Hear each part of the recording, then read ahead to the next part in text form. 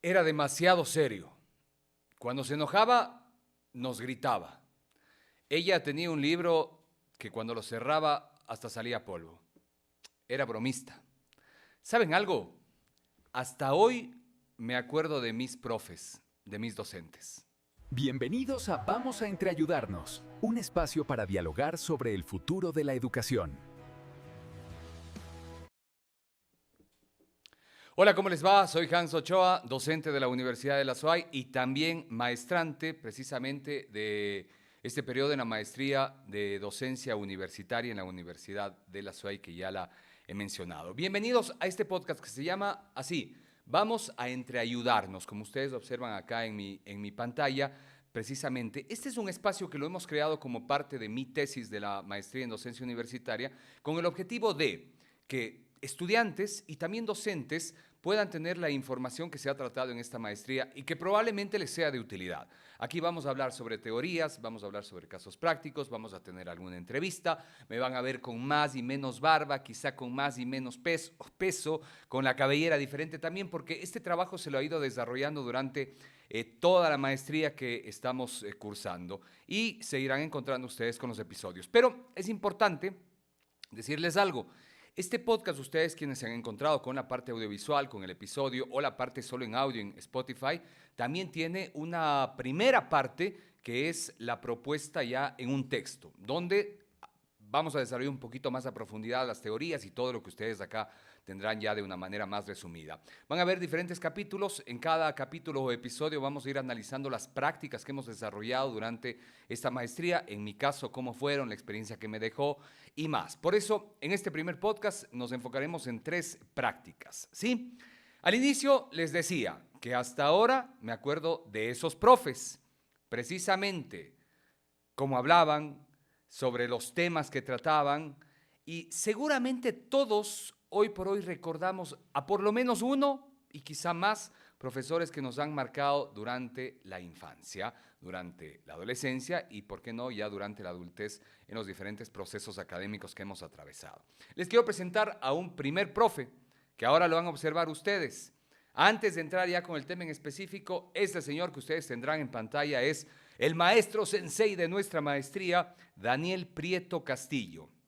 Daniel Prieto Castillo, que precisamente nació en el año de 1942 en Mendoza, en Argentina, es un educador, es filósofo también, de origen argentino, como lo he dicho, un referente fundamental en el tema de la educomunicación en América Latina. Su aporte central es la mediación pedagógica. Estos dos términos, dos palabras, o si quieren ya un término compuesto que lo vamos a tratar y del cual hablaremos mucho durante estos episodios del podcast, que se lo entiende no solo como la simple transmisión de conocimientos, sino como una labor de promover y acompañar.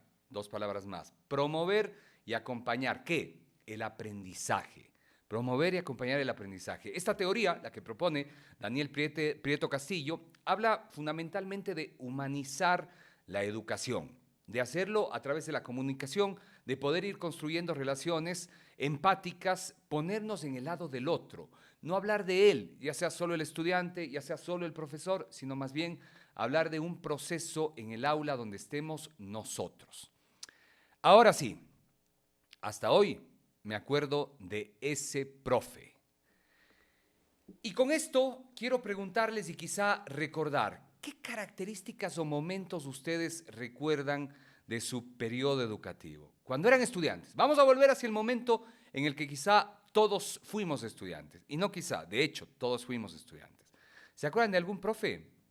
A mí se me vienen algunos recuerdos. El primero, mucho movimiento. Un profe que se movía de un lado al otro, que escribía rápido, que cambiaba el tono de su voz, que hablaba de una manera, luego nos bajaba el tono. Es decir, había esto lo que nosotros en comunicación llamamos las inflexiones de voz. Se movía durante toda la clase alrededor del curso y eso yo recuerdo que lograba mantener mi atención. En mi caso al menos, ¿no? Cada uno es diferente, pero en mi caso eso atrapaba mi atención. En la primera maestría que cursé me encontré con un profe cuyas características para mí fueron atrapantes, me impactaron. Esta práctica me hace plantarme también algunas preguntas, como ¿qué sucedía con otras personas? ¿Será que ese profe que se movía tanto también captaba la atención de los otros estudiantes? ¿A todos les resultaba favorable ese estilo? No creo que aquel profesor nos haya analizado individualmente a cada uno de nosotros. De hecho, creo que no. Es difícil, por tiempo y más. Creo que hasta hoy es difícil ponerse a analizar a todos de manera individual y preparar la clase también de manera individual para que a todos les resulte. Ahora, en mis recuerdos, voy al otro lado. Su metodología era la básica. Sacaba un libro y empezaba a leer. O nos hacía leer a nosotros. A veces citaba algún artículo, pero leía. Y nosotros copiábamos como alumnos. Acababa la clase y cerraba el libro. De ese libro me acuerdo clarísimo que hasta salía polvo. Y obviamente eso nos llevaba a una clase un poquito más aburrida. O muy aburrida en algunos casos, ¿no? Otro recuerdo que se viene a mi mente. Este profesor, el recuerdo que me trae sí es muy llamativo, porque él no necesitaba levantar la voz, no necesitaba aplicar las inflexiones como les había hablado del otro profe, pero captaba nuestra atención de una manera que pocos lo han logrado. Todos éramos así, todos prestábamos atención. En su clase casi nadie faltaba, porque claro, los resultados si faltabas era que te perdías la clase y probablemente perdías el ciclo. Con él aprendí a escribir. Eso es algo que dicen muchos de los exalumnos de este profesor que daba una materia que se llama hasta hoy lengua. Probablemente quienes observen este podcast sabrán de quiénes estoy hablando. Es más, yo no les voy a decir el nombre. Ustedes por ahí en los comentarios pueden ir poniendo. Y eso nos lleva a ponernos en el lado del otro, ¿no? La primera parte que la tratamos en la primera práctica de aprendizaje, hoy ya viendo en retrospectiva hacia algunos meses atrás. Vamos a la práctica número 2. Ahora vamos a enfocarnos en la práctica número 2. Ponerse en los zapatos del otro. Mediar. ¿Qué es mediar? ¿Han escuchado esa palabra? Una palabra muy profunda, muy fuerte, que engloba algo muy interesante. Tratar de explicar y entender algo desde una visión diferente a la nuestra. En esta práctica pasó algo súper interesante. Vamos a hablar sobre la mediación con la cultura y las diferentes realidades. ¿Se han dado cuenta ustedes que en un aula hay personas de diferente origen, diferente nacionalidad quizá, diferente tamaño, personalidad? Las diferencias, podríamos decir que es la característica principal en las aulas, ¿no? Estamos en la imagen 14, esto le digo a mi operador, a mi controlador, que lo veo trabajando por acá fuertemente, ¿no? Y en esta práctica pasó algo muy interesante, que era, nos invitaron a mediar algo que nosotros conocíamos con algo que era muy lejano y diferente. Es decir, tratar de explicar algo que nosotros conocemos, o algo que no conocemos, mejor dicho, que nos era lejano, desde una realidad que sí conocimos. Y aquí es donde yo utilicé los elementos de la escritura radial, publicitaria sobre todo, es decir, la palabra, el sonido, el silencio, la música y más, aplicándolo a una realidad que no era cercana a mí, que en este caso se trató de las finanzas, o para ser más claro, la banca. Daniel Prieto, en una de sus publicaciones, afirma que la mediación pedagógica es el camino más complicado, es el más largo, y saben que es cierto, pero al final el que mayor satisfacción da, ¿sí? Volvamos a lo que significa mediar, ¿ok? Mediación pedagógica, entendida como la labor de, volvemos a dos términos de los que ya hablamos, promover y acompañar. Promover y acompañar el aprendizaje. Es decir, aquí lo que está buscando la mediación pedagógica es humanizar a través de la comunicación, poder construir esas relaciones que se vuelvan empáticas, que se vuelvan amigables, y así explicar las teorías que tenemos, que otros las han creado en nuestras aulas ya con nuestros estudiantes. Entonces, volvamos a ubicarnos en el ser humano. El ser humano, al pertenecer ya a una sociedad, a un grupo, que quizás se integró por edad, por relaciones, por lo que sea, por un entorno, está siendo mediado por esas relaciones interpersonales y eso termina influyendo en su aprendizaje. Daniel Prieto, ¿qué nos menciona? Él señala que al momento de mediar, si lo hacemos desde nuestros límites o formas de comunicar, estamos excluyendo a mucha gente. ¿Cuáles son nuestros límites? Quizás nuestra cultura, nuestras creencias religiosas, nuestros estereotipos, nuestros dogmas, y si desde esas realidades tan propias nuestras queremos educar al resto, estamos excluyendo a una porción importante de la población, es decir, a alumnos que quizá necesitan que seamos más abiertos o que no lo hagamos el proceso de educación solo desde nuestra realidad. En el caso de esta práctica, ¿qué nos propusieron? Mediar a través de esta cultura algo que no era cercano a nosotros. Yo elegí la banca y el lenguaje publicitario en comunicación, ¿sí? En el caso de los bancos, sería como, por ejemplo, una cuenta de ahorros, una cuenta corriente, una póliza. Cada una representa algo y tiene una necesidad o apunta hacia un segmento diferente, ¿sí? Imaginen ustedes la publicidad de su banco con una voz que puede ser muy aguda, muy chillona, muy intensa, muy alta, que utilice términos burlones, jocosos quizá, muy coloquiales. ¿Creen que una publicidad de un banco pegaría con una voz así, con un mensaje muy coloquial? Probablemente no, porque los bancos o una entidad bancaria lo que nosotros esperamos es seriedad, confianza, que despierte eso, ¿no? Entonces ahí es donde no cerraría del todo. Vamos a otro de los elementos que utilizamos en la comunicación publicitaria, la música. ¿Qué relación podría o cómo podríamos comparar la música con los bancos? Una música, que ahora ustedes van a ir escuchando algunos fondos musicales, instrumentales, puede tener alguna relación. Quizá la música o el sonido no tiene tanto efecto como la palabra en una publicidad radial, y más para un banco, pero la música también nos puede dar mensajes o ayudar a llegar con esos mensajes. Para explicarlo mejor, escuchen esto. Esta canción, esta música a algunos da miedo, a otros les alegra. Ven, seguramente les lleva al momento donde ustedes contrajeron matrimonio, un momento que puede ser feliz, que de hecho es feliz. Ya luego lo que ha pasado luego es otra historia, ¿ven? Entonces la música puede ser descriptiva. Otro ejemplo, otra canción. Farra, fiesta, Brasil.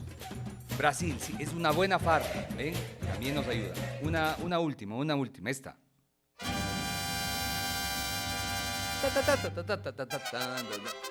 Esta a mí me lleva al partido que México nos vapuleó, pero seguramente a ustedes se les viene a la mente un charro, se les viene a la mente México, porque la música tiene ese efecto. La música nos puede trasladar. Ahora, para la comparación, eso en el lenguaje publicitario, la música sirve para eso. En el mundo financiero, en la banca, ¿con qué podríamos comparar? La música podría ser comparada con la infraestructura de un banco. ¿Por qué? Porque la infraestructura también termina siendo descriptiva. ¿Se imaginan ustedes un banco de un color muy llamativo, muy foco, que sus instalaciones sean así extravagantes y más? Puede existir en algún lado, pero probablemente, al menos para nuestra idiosincrasia, no es lo más común. O un banco cuyas instalaciones están como que cayéndose en un lado que no te dan seguridad. Pues no, porque el banco probablemente lo que más tiene como valor es la seguridad, la seriedad. Entonces, como que, ven, las infraestructuras podría ser lo comparable a la música para el lenguaje publicitario en el lenguaje financiero, porque un gran banco, una gran infraestructura me dice, oye, aquí hay seriedad, acá puedo confiar y depositar mi dinero como tal. Ahora, en cuanto a la comunicación auditiva, sobre todo la radio como ejemplo, el silencio en la comunicación es un elemento que también funciona, ¿sí? Es un elemento que ustedes dirían, ¿cómo? ¿En radio el silencio funciona? Pues sí, pero hay que saber manejarlo, hay que saber utilizarlo. Un silencio puede decirnos o puede ayudar a comunicar un mensaje si es que dura el tiempo justo, que no debe extenderse demasiado, que no debe ser mucho, puede ayudar a dar más fuerza a un mensaje, ¿sí? Hay que manejarlo con mucha cautela sobre todo, ¿sí? La duración correcta para ayudar a potenciar ese mensaje a través del silencio. Y con esto, en esta práctica, lo que hicimos es, analizamos elementos de comunicación publicitaria radial y la entidad financiera y fuimos viendo, a ver, si el silencio significa esto, en el banco, ¿qué significa? La música la comparamos con la infraestructura de las entidades financieras o de los bancos y así por el estilo. Fue un reto, difícil, pero interesante. Así fue la práctica número 2 de esta maestría. Vamos a la número 3. Permítanme tomar un poquito de agua porque ya vamos hablando un buen rato. En la práctica número 3, lo que tratamos fue volver la mirada al currículo, es decir, a esas bases.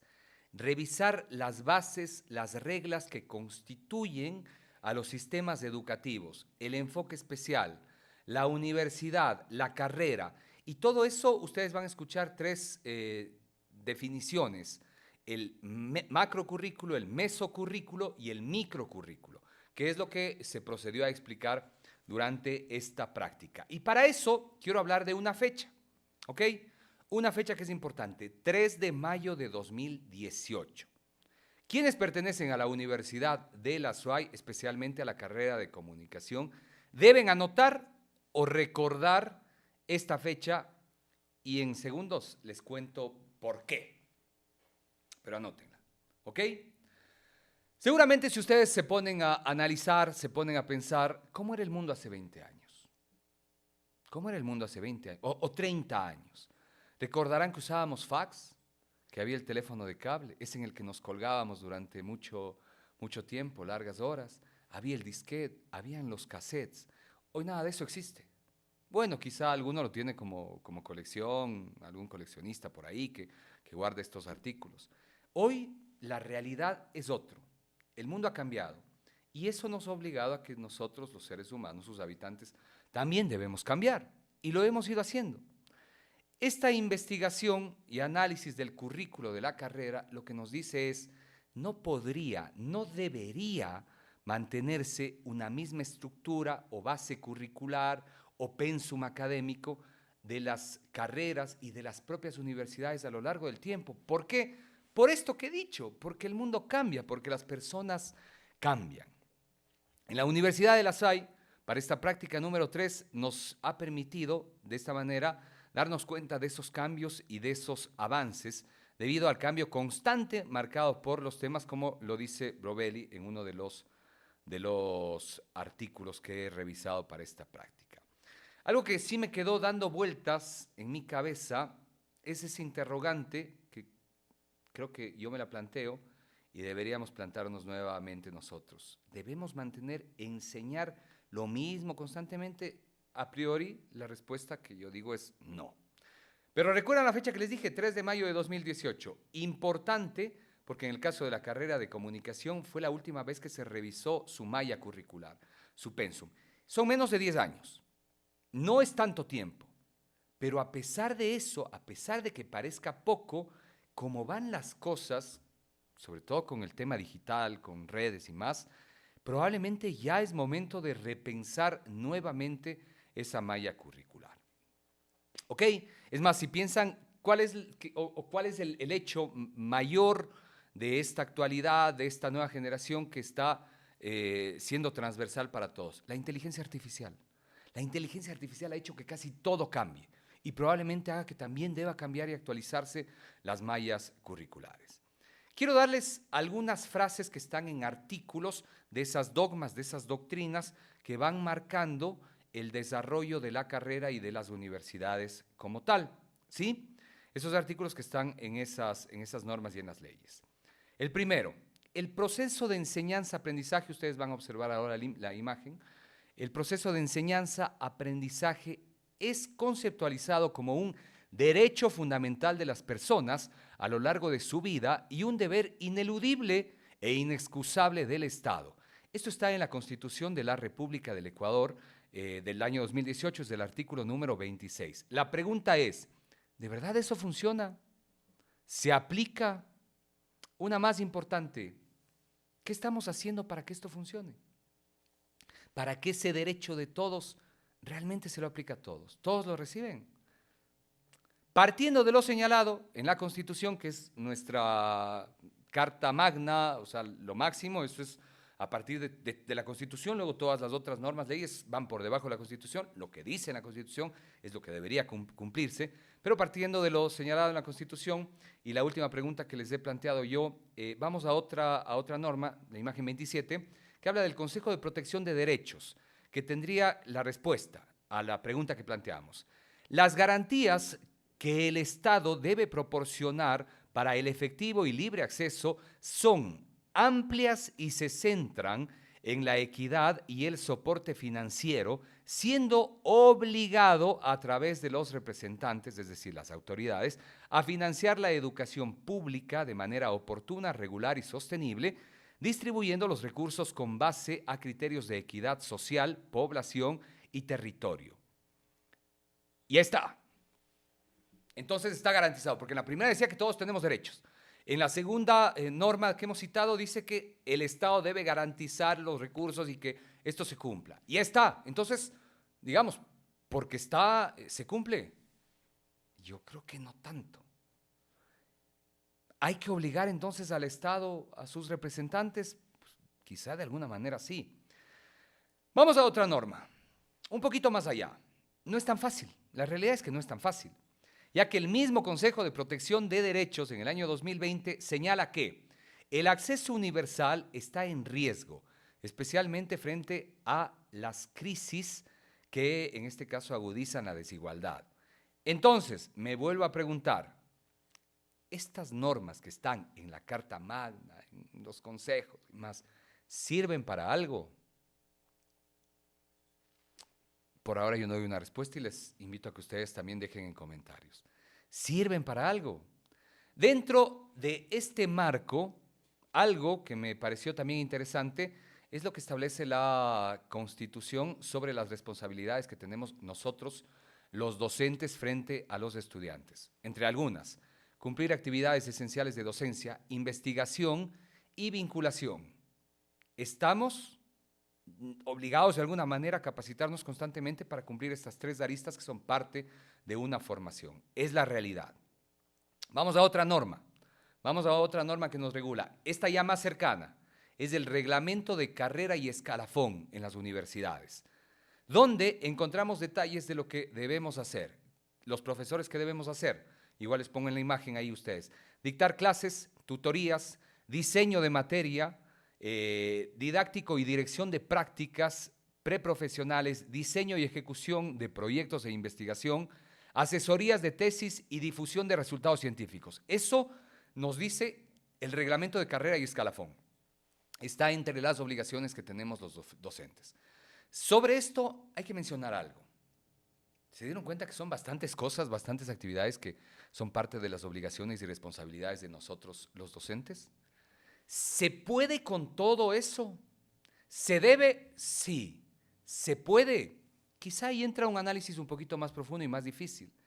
Lo que gana un docente, ya sea en educación básica, en educación universitaria o educación superior, le da las facilidades para que cumpla, porque esta sería una actividad de tiempo completo y que cumpla con todas las aristas o no. Y son problemas que hay que hablarlos, y para eso lo hablamos en este podcast, y parte de, nuevamente a priori me atrevería a decir que es difícil que los sueldos docentes te garanticen que tú puedas dedicarle todo el tiempo y hasta más para cumplir con todo lo que está dentro de nuestras responsabilidades y obligaciones. Por cierto, todo lo que hemos hablado está en lo que les decía, el macrocurrículo. ¿Ven? Estas son las normas todas generales que hacen que nosotros tengamos las actividades y las desarrollemos como deberían. Sigamos. Ya falta poco en este primer episodio. Entremos ahora al mesocurrículo, un escalón por debajo. Aquí están qué normas. Estas son ya las de las universidades como tal, en mi caso, las de la Universidad de la SUAY. Vamos a ir navegando ahora en la página de la UDA, la Universidad de la SUAY, porque en nuestra universidad, que establece su visión como forma a individuos con pensamiento crítico y un compromiso ético con la sociedad, aportando a la ciencia y también al conocimiento para el desarrollo integral del entorno, buscando ser un referente nacional e internacional acreditado. La UDA forma ciudadanos capaces de transformar, perdón, me estoy quedando sin voz, ciudadanos capaces de transformar al mundo basados en metodologías que promueven el aprendizaje autónomo, el pensamiento crítico y la innovación creativa, a la vez que fomenta la internacionalización y la inclusión de diversas culturas. Universidad de la SUAY, esto es parte de lo que llamamos como el mesocurrículo. Entonces, vamos aclarando, macrocurrículo, las normas más generales, la Constitución, los reglamentos y más. El mesocurrículo, las normas de la universidad a la que tú te perteneces o a la que nos pertenecemos si es que eres parte de la Universidad de la SUAY. Mientras que el microcurrículo, ¿qué es? En mi caso, es el de la carrera de comunicación social, ¿sí? Que confirmo que lo que dice en parte del microcurrículo, lo que ya basa a nuestra carrera, creo que sí es algo interesante y con lo que me identifico. La carrera de comunicación social, en mi caso, busca formar a un profesional con muchos conocimientos aplicables al periodismo, la publicidad, la comunicación estratégica y la producción audiovisual. Esta carrera dota al estudiante de un sentido ético y capacidad crítica y logra, con una enseñanza activa y práctica con tecnología de punta y la realización de proyectos de investigación con un enfoque social. Esta es la doctrina de lo que sería el microcurrículo. Y así, macro, meso y microcurrículo lo tratamos en esta práctica. Hemos mencionado así rápidamente 3 prácticas que nos dieron como que las bases de esta maestría. Ahora, hay preguntas interesantes a plantearse y que las quiero responder con ustedes de lo que es ya este primer episodio del podcast. ¿Cómo me fue en este proceso de investigación? Fue un reto. Me encantó, porque me encantó ponerme en el lado del otro, saber lo que es la mediación pedagógica, ver que los estudiantes son diferentes, que los docentes somos diferentes y que por eso quizá una misma forma de educar no va a funcionar. También me llamó mucho la atención la cantidad de normas que hay alrededor de un sistema educativo. Normas que muchas de ellas son obligatorias o de obligatorio cumplimiento, pero que en la práctica difícilmente todas se logran cumplir. Otra pregunta, ¿qué aprendí? ¿Qué es lo que más me enriqueció durante estas primeras prácticas? La primera, regla, ponernos en el lugar del otro. Eso se me queda como base. Hay que ponerse en el lugar del otro. Para educar, para enseñar, hay que ponerse en el lugar del otro y ver cómo son las otras personas. También aprendí que ponernos en el lugar de las otras personas nos obliga a ser creativos, nos obliga a prepararnos más y que de esa manera podemos acercar conceptos diferentes a personas diferentes, ¿sí? Conceptos que quizás son más técnicos, lejanos, pero poniéndonos en ese lugar pueden ser mejor recibidos. Siguiente pregunta, ¿cómo era antes de esta práctica y cómo soy ahora? Entre mis respuestas, antes, y quizá por la práctica, también llevamos ese criterio de el liderazgo. Antes yo pensaba que la autoridad era así, a rajatabla, o sea, que el maestro, que el docente quizá tenía que hacer sentir su autoridad. Y quizás sí fui educado yo también. Hoy digo, no, no necesariamente el docente tiene la verdad. Podemos equivocarnos porque somos seres humanos. ¿Qué más? Lo interesante de esta práctica es que me ayudó a buscar esos nexos con las otras personas, diferentes a mí, por su cultura, por su origen, por sus creencias, y cómo puedo ponerme en el lado de los otros. La práctica sobre el currículo, en cambio, me ayudó para volver al principio, a lo que esté escrito, al reglamento, saber que sí hay cosas que son muy valiosas que están escritas, pero también me dejó la duda si esas palabras que están escritas, esas ideas, pueden ser un poco utópicas. ¿Qué dicen ustedes? A ratos yo creo que sí. Mucho de lo que está escrito en las normas, sobre todo en las del macrocurrículo, terminan siendo utópicas. ¿Cómo me ayudó o cómo me ayuda a la labor que desarrollo como docente estas prácticas que he desarrollado? La primera práctica, acuérdense ustedes, ponernos en el lado del otro, me invitó a pensar antes de actuar, a ver cómo piensan las otras personas o por lo menos intentar pensar como ellos también. La segunda práctica, que era la de mediar con la cultura, ¿se acuerdan ustedes?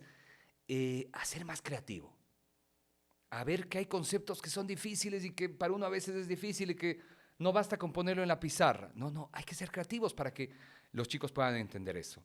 Y la tercera práctica, esta ya de los currículos, me sirvió para entender que las reglas, cuáles son las reglas a tratar, de qué nos sirven y que aplicarlas para que funcionen y que no se queden en el papel es súper importante. Retos que plantea también este podcast, este primer podcast y estas prácticas, muchísimos. Tiempo, primero el tiempo.